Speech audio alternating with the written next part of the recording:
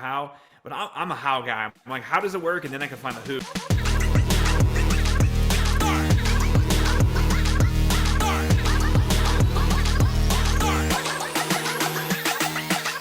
What's up, everybody? Today on the show, we have Dr. Woelker. He owned 3 PT practices and scaled to $10 million business, and now are into coaching other local PT clinics to do the same. And I couldn't be more excited to bring him on to the show today to share his success and how he did his $10 million. Dr. Woelker, can you introduce yourself and share with us on how to get started in the business? Daniel, what is going on, man? It's an absolute pleasure to be here, and I always look forward to talking with you and linking up. I know we've been in a couple masterminds together, stuff, and just the amount of information that you have is just incredible. So when you invited me on, I'm like, dude, say no more. I'm coming. Like I blocked off my schedule, and I'm like, I'm here for the man. So I really appreciate you having me on. But yeah, I mean, I think the biggest thing is just like when I started. It was back in 2009 to roughly 2012 is when I went through grad school, and then 2005 to 2009 is when I was Penn State. So I went to Penn State main campus, and it was interesting. It was like my freshman year when I actually I really wanted to go to Penn State, and the reason why is I want to play football, and I was a long snapper, and they were like the guy who snaps the ball to the punts and so on, special teams, and I was just like, well, they said if you could get to the campus and try out, you might be able to walk on. However, my high school grades weren't the best, but someone told me that you could actually like get into Penn State a little easier if you picked like a major that like was a little bit harder to fill up, and they would just approve because they wanted to fill the class. So I was like, okay, well, what is this major? And they're like, well, you should go into meteorology. I was like, okay.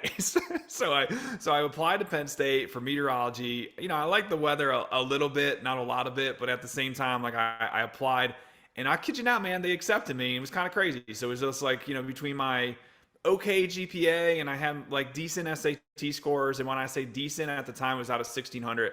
I think I had like a 1050, maybe 11, so it wasn't even like that good. But I applied. I applied to Penn State for meteorology. And they're like, yeah, come on down. I was like, okay. And dude, I will tell you this, I got absolutely rocked. Like I think it was like a 1.95 or a 2.0 GPA my freshman year, freshman fall. And then I was like, okay, well, I'm gonna learn a little bit more and apply myself, and let's try a little bit better in the spring. And I think I got like a 2.2.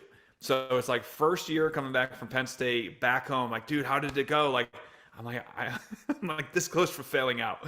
So it was interesting. I linked up with there's this lady, her name was Dr. Lori Gravish, and she pointed me to the Learning Center. And at Penn State, they have like a Learning Center there, and they actually showed me that like it wasn't because I didn't know the material that was being taught. It was I didn't know how to learn. I didn't know how to learn. I didn't know what to look at. So they showed me this whole really cool process. And I ended up at Penn State. I switched majors. I went into physical therapy, kinesiology. So it's like a PT. And then I went into graduate. So freshman year, I got a like 2.0, and then after that, I got a 3.85. So like my cumulative got up to like a 3.6, and then that was just enough to get into PT school. At least I thought. So I applied my first year, and between my 3.6 GPA and my 970 GRE score, I didn't get into PT school. So I first attempt, I almost failed out of college. I got into PT school, or I applied to PT school. I didn't get in. So I worked a year as a tech, and then I learned how to do, I used my learning, how I got taught, and I memorized all the GRE vocabulary words. So it's a book. It was like Barron's GRE, 3,000 word vocabulary. I memorized all the word. Like I had no cards and whatever. I retook the GREs, and I almost got a perfect score on the vocabulary. So I went from like a 320 to a 760, which was really cool. And it was like enough that like I was able to get my GREs up, apply for PT school, and then I got accepted to 2 PTs out of 6. So I applied to 6 and only got in for 2. And then I went and graduated PT school, which was really cool. So it was just like, a really hard road to get to PT. And then when I actually became a physical therapist, I started at a PT chiropractic facility. and unbeknown to me, they were looking to leave and pass it off to a PT. So then they were able to sell it to me and my partner.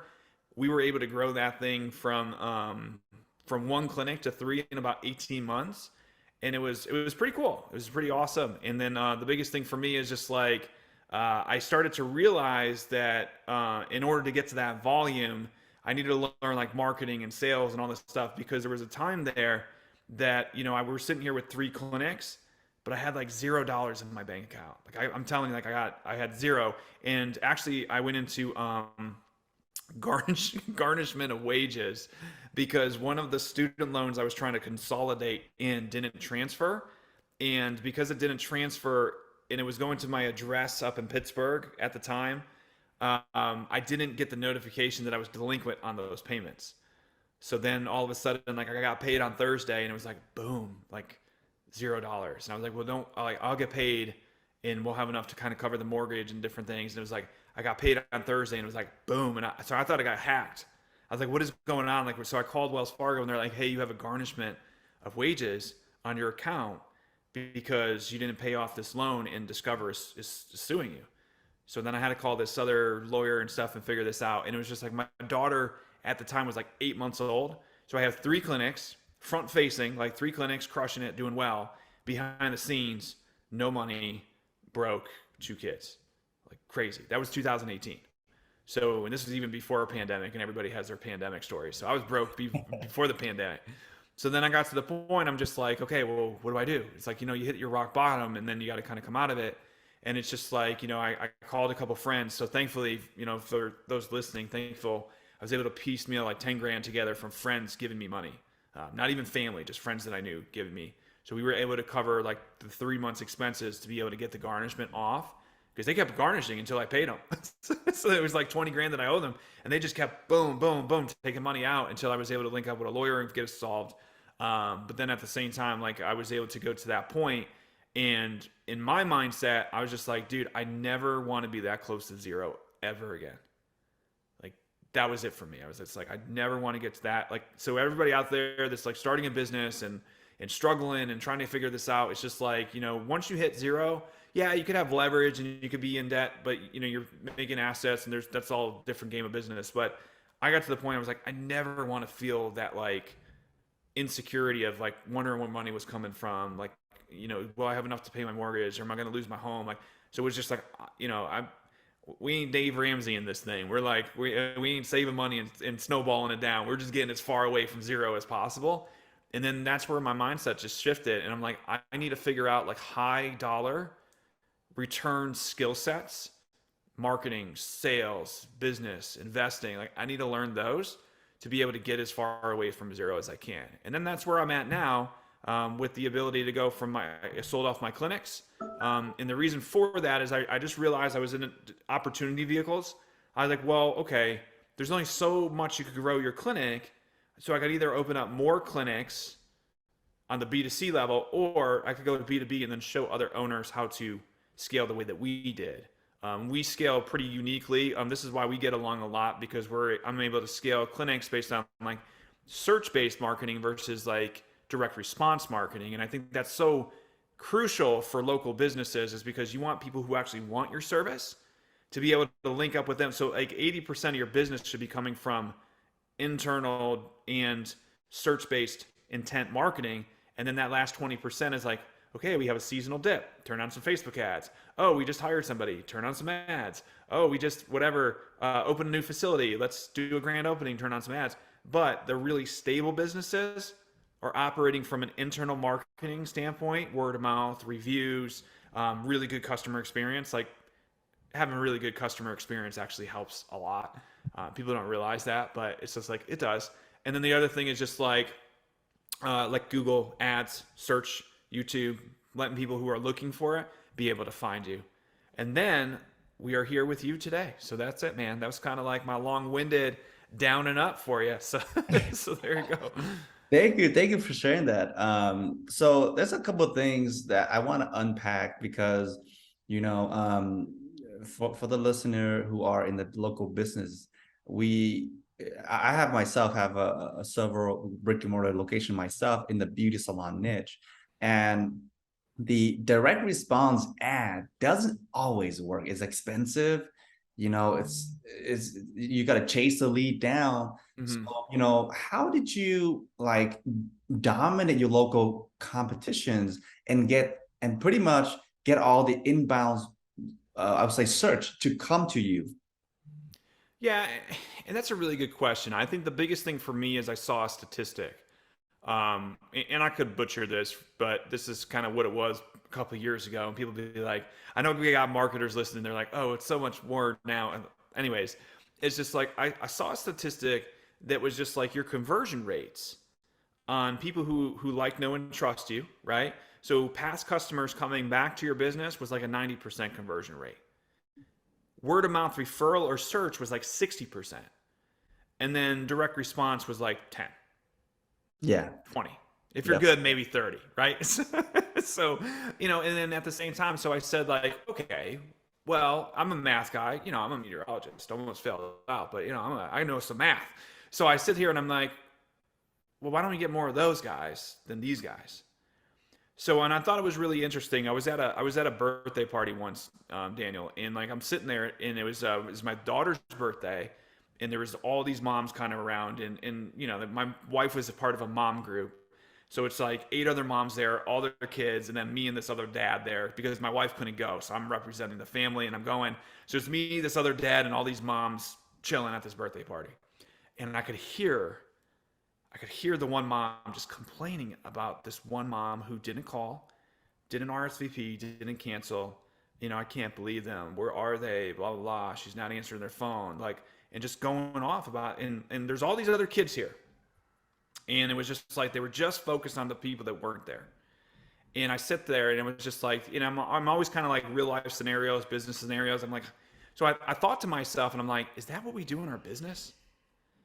Like we have all these people kind of coming in and swimming towards us, and then all of a sudden it's just like, we got to call Daniel 17 times to make sure he shows up for the podcast. it's like, or do we have to like call that lead that like? So I sat there and I'm just like, okay, so here we go. It's like 60-80% conversion for attraction marketing and people who like, know, and trust you. Basically trying to get hostages to come into your facility. Like you're trying to drag them in, you got to drag them around kind of thing. And then, they're swimming away from you and you're like, no, get back in here, buy our service. So then when I started to see this, I'm like, okay, I need to set my marketing up in a way that attracts people to me, right? So I want people to lean in and say like, I want that.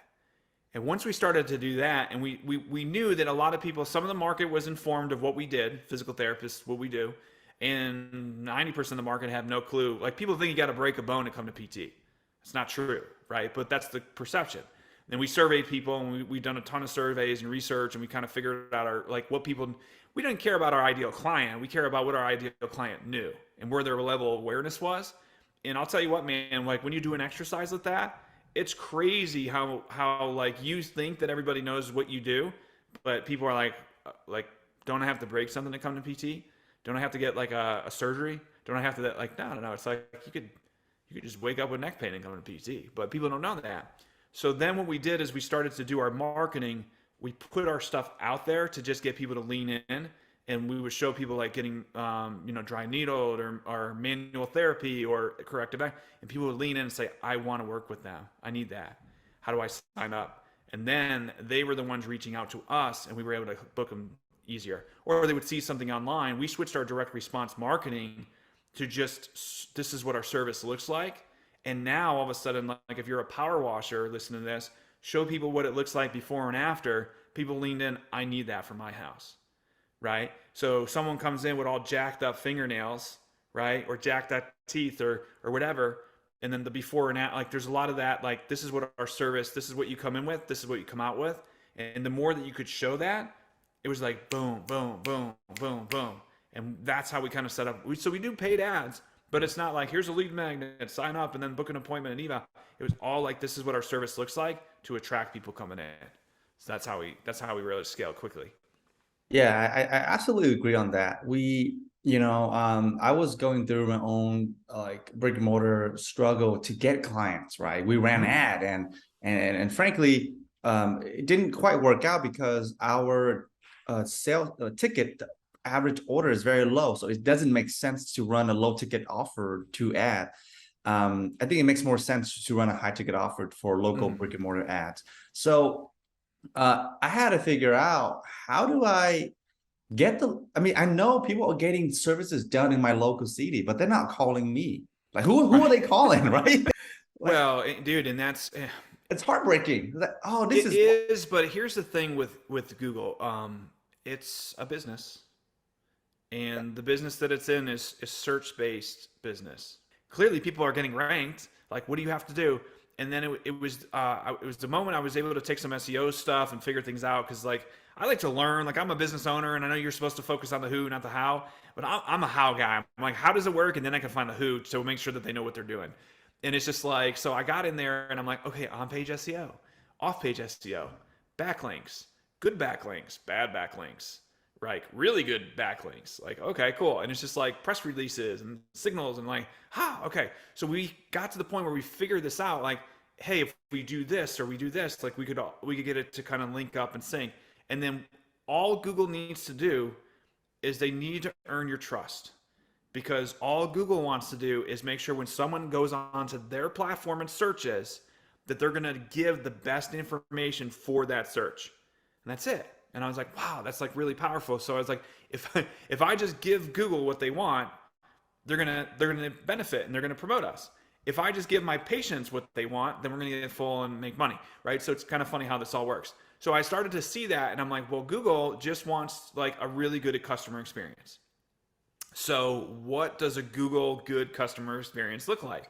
And then that's like, well, the biggest thing is like, once you search something, what do they actually click that's appealing?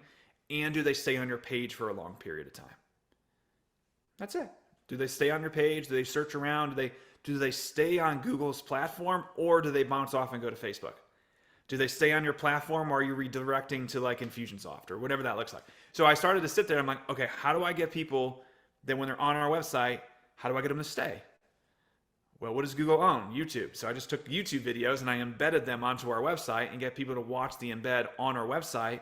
So, and then what I would do is I would take our YouTube or our Google link and then email it out to our customer list. So then I was sending social signals back to our website. They would watch the video, which was helping our YouTube. And then they were able to improve our rankings because people were on our website, clicking and having all that traffic coming through, which then organically Google was just like, these people really like the site, so I'm going to start sending all the traffic to them.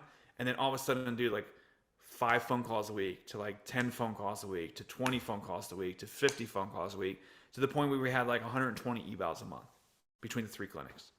And it was just like, and that was Google in past patient emails insane. and internal, right? So it's just like, and then all of a sudden people would lean in. This is where I got some incongruency issues.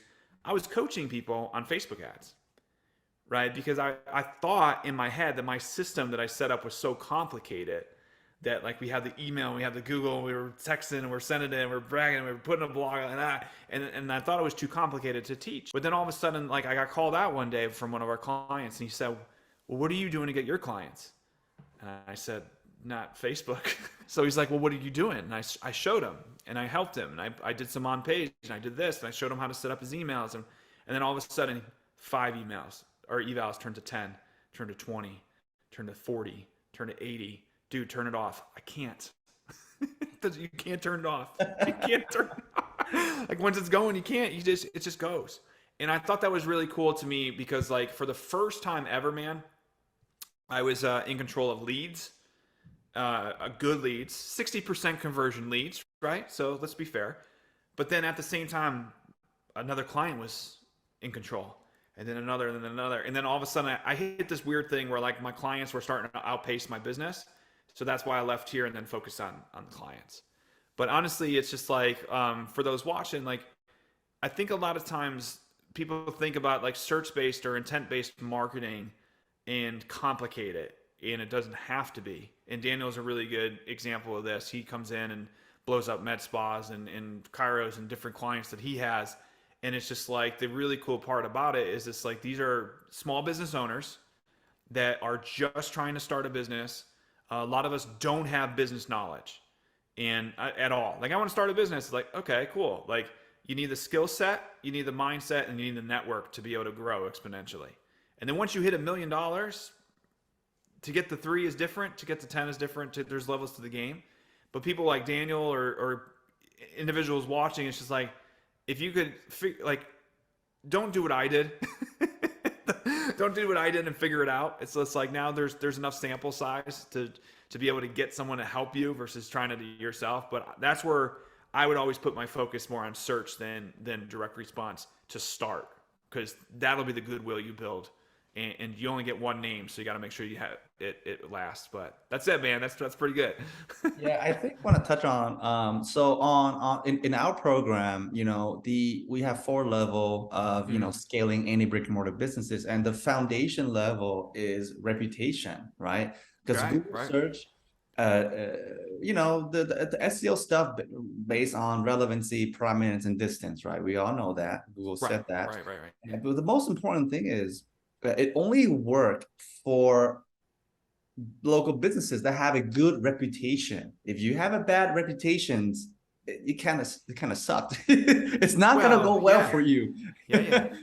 Well, and that's the trust, right? So when we were talking about trust, kind of like trust ranking, and Google, and I guess you could mention this and Facebook's the same. People don't realize this. They're like, my ad stinks. And they're like, well, no. It's like, and this is how algorithms kind of work. It's like, you put out your content, and you get 30 seconds, and it's just like, if people start clicking on your content, then all of a sudden Facebook's going to promote you to the next 10%, and then they're going to put it on their news feeds, and then they'll like, click, comment, oh, cute kid, okay, cool. It's like, why do you think your happy birthday and your family posts just explode, and your business posts, no one sees them, right? So things that are like more general will blow up, and things that are more niche don't. And but at the same time, when you put something in there, it's just like, if you start to get that shareable content, it'll go and go and go, because there's a trust factor that piece of content is getting eyeballs on it. Same thing with Google. Like Google's, and one of the biggest switches that we've done is moved off of Facebook posting on our business page. We still do a little bit, but we moved it all over to Google My Business. It's like, just take it off Facebook and just go to GMB, just do the same thing. And Google's like, oh, you're posting content. They love music content. To my ears. Photos. We love content, right? So now all of a sudden you're getting good reviews. You're posting content. You're posting pictures. Like, some people don't even have pictures. They have like the same 10 photos from when they opened their business. Or it was really funny the other day. Like, we were doing a hot seat, and one of our clients was like, oh, well, we have a good GMB, and I pulled it up. And for some reason, I have no idea how this happens. So I guess you could suggest an edit or whatever, but someone put a picture of a cheeseburger as their profile picture. And I was like, oh, I thought you had a good GM. She's like, how did that get there? I'm like, this is why you always have to be checking. You just never know. She's like, I don't even know how it's there. So we had to figure some things out. And anyway, someone accidentally put it when they were uploading their team photos. Posted it, like, whatever. And then for whatever reason, Google saw it and then pulled it as their company photo because they didn't tag it. Anyways, so it's just like, there's weird stuff, but it's just like, now you're posting, and you're right, Daniel. It's like the reputation, right? So it's like a really good quote about reputation is like so if you guys kind of like, reputation, and you got to build in whatever, but someone mentioned to me, it's like, your reputation shows up before you do. And that is so true. I was like, man, that's such a good quote. It's like, your reputation shows up before you do. So like, oh, who's coming to the party? Oh, Robbie's coming. Okay, well, what do they have good to say? Or, oh, Robbie's coming. Like, so what does that look like? And it's just like, you only get one name, personally, or you only get one name for your business. And it's just like, what do you want to be known for? So that when you're not there, what do people have to say about you? And it's just like, that was really powerful for me to be like, okay, when people come to our business and they engage with me and my customers, this is the Disney World 5-star service, right? Do we have to do this? No, but we're going to. Do we have to get past patients in within 24, 48 hours? No, but we're going to. Do we have to send t-shirts, a written hand letter, and a phone call from the owner to all new clients? No, but we do. And now all of a sudden, when people come in, they're like, hey, those 20 or those 200 5-star reviews we saw, we thought they were fake, but maybe you're telling the truth. It's just, we thought you were paying people to leave your reviews. However, I can't do that on Google. I see that you earn them. Yeah, you can't now because they start ghosting you. They What is will that, shadow ban. banned or whatever? Yeah. Anyways. Yeah, they will ban your account. So do not buy reviews, guys. The the local reputation is I would say the long term, the long game that you play for the local market. Um, and you wouldn't want to trick people. This is so wrong in tricking people in thinking, making your space look beautiful with reviews. And when they come in, Yeah. Yeah. Yeah. it's a total different experience. Don't do that. Have a authentic experience and do your best to give the best customer service you can, and also like really invest in the reputation. I totally agree with you. There are so many clients that comes in and tell me that they heard it from their sibling, from their cousin, Sure. Yeah. from Yeah. their friend, and they had to try it out. Like they have an urge to come in, right? And I think just to kind of like highlight what you said is the what people say about you, your business, your reputation when you're not there has the biggest ROI. I think it's Yeah. like it's It's like the 10,000 invisible R. hand. Yeah, it's that invisible hand that's working. Either it's working with you or against you. It's huge. But no, that's a great point, Daniel, for sure. Yeah. So, and that's I'm sure that's why your PT blew up into 3 locations in 18 months, and you rinse and repeat. You built that system and Oh you yeah, yeah, yeah, yeah. generated a ton of local like inquiry, which is insane. At our front desks, at all, there's a sign, right? And I teach our clients this, and I have it right at the front desk. It's quotation marks. It says, "How was your physical therapy visit?" And it's at every single front desk. And that question is there because we know that after every new patient that comes into our facility, at least 5 people are going to ask them, how was their physical therapy appointment? Right? And what do we want them to say? Right? So if you came to our facility and you were able to come in and you were able to get treatment, and then you go, and then they lean in and like, how was your physical therapy appointment? Right? How did physical therapy go? How was it? Right? Was it good? Who'd you work with? What do we want Daniel to say to the world, to the friends, to the family? And it's just like, if you go in with that mindset that we're always looking to get 1 patient to turn to 2, to 3, to 4, and then now all of a sudden you got word of mouth referrals going in. And then if they don't have anybody to refer, at the very least, they left us a review, and we position it like, hey, if you want to help someone who, that needs help, this is your chance to leave a review. And then you leave a review and then go from there. But I think that's just to kind of go on a small little tangent. I think becoming the person is so much more important than and what I mean by that is like, some people are like, Robbie, like my staff they're having a really hard time to leave in reviews. And I'm like, okay, well, here's what we're going to do. At your next team meeting, I want everyone on your staff to leave 5 Google reviews, 5-star Google reviews for different businesses that they've just been to. Because if you want Google reviews for your business, you have to be leaving reviews for other businesses, right? If you want people to pay you, you have to be willing to pay the people, right? If you want your team to be able to follow instructions, you need to follow instructions. If you want your team to be on time, you need to be on time. There's got to be this kind of congruency, and it's just like, this is going into a different kind of area, but like that mindset of like the owner, so many times owners want one thing, but their actions say a different thing, right? They want their clinic to be clean and tidy, but then they get in their car and there's freaking Chick-fil-A bags all over the place, right? So it's just like, you have to have a congruency in everything that you do in life so that your walk and your talk matches. And it's just like, you have to do everything that it takes and invest the time and invest the money to get yourself and your business up and running, to get out of survival mode. Because a lot of people are one fire or somebody quitting from going into the point where they can't afford payroll. And that's a really vulnerable position to be in. So... Mm-hmm. Yeah, thank you so much. Yeah, man, it's Robbie. been an absolute pleasure. So always appreciate your time and coming on with you, brother. Great stuff, man. All right. Well, thank you so much, everybody. We'll see you next time.